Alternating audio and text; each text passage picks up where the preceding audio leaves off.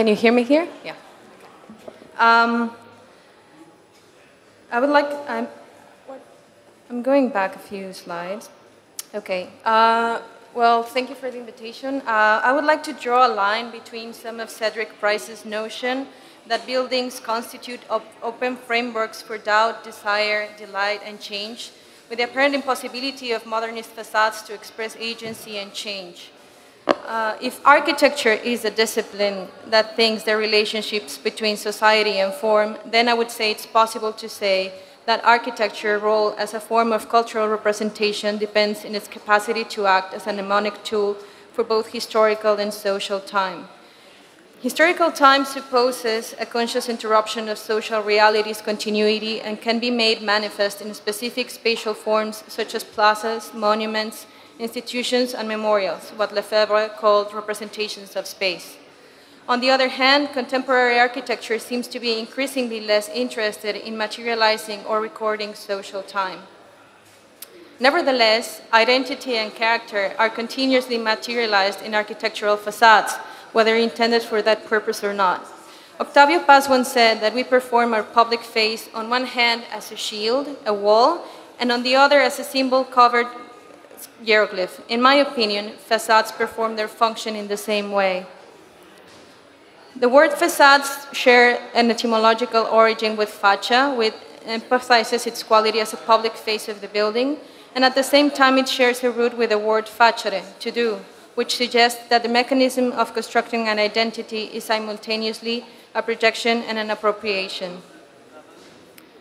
In Lacanian terms, the facade works as a collective mirror that reflects the relationship between a group of individuals and their collective reality.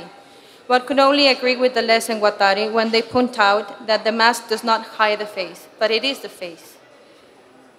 Good part of modern history has taught us that facades couldn't tell stories of present or present themselves as symbols or even serve as pure ornamentation for the building they belong to. Let's remember Rosalind Krauss pointing out that when Malevich or Mondrian discovered the grid, they arrived to a place that was completely out of reach of anything that preceded it. They had arrived to the present, and anything else became the past. Along the same line, Juliana Bruno pointed out once that if the facade is the face, then the problem with modernism is the skin. Modern architecture was, after all, an architecture of the surface. Typically, the modernist architectural object makes manifest the standardized mode of production that points to neutrality.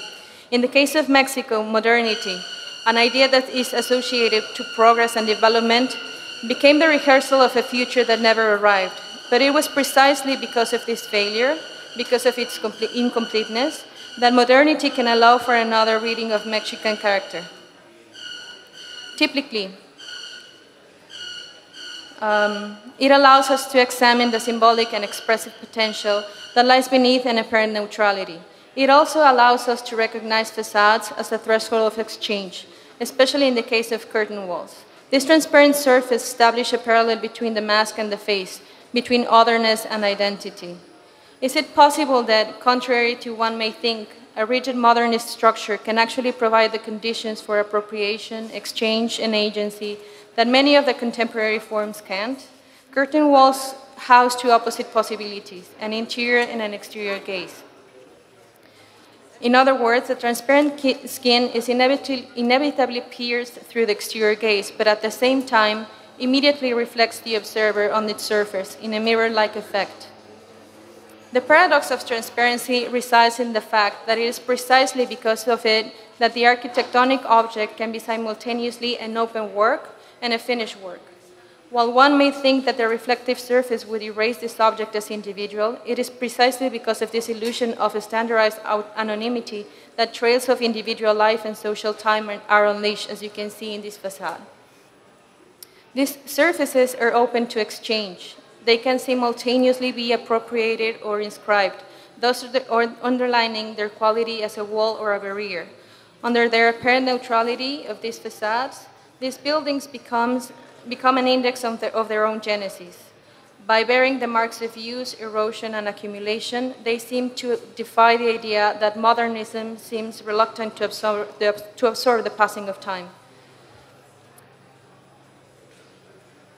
This quality underlines the fact that the architectonic object is a non-coincident object with itself, just as Merleau-Ponty once mentioned. That is, that the architectural object is in permanent change, always transforming into something different than what it appears to be, and during that process, it is capable of accumulating traces of both its original aspirations as well as the mark of its failures. And that's it. Thank you so much.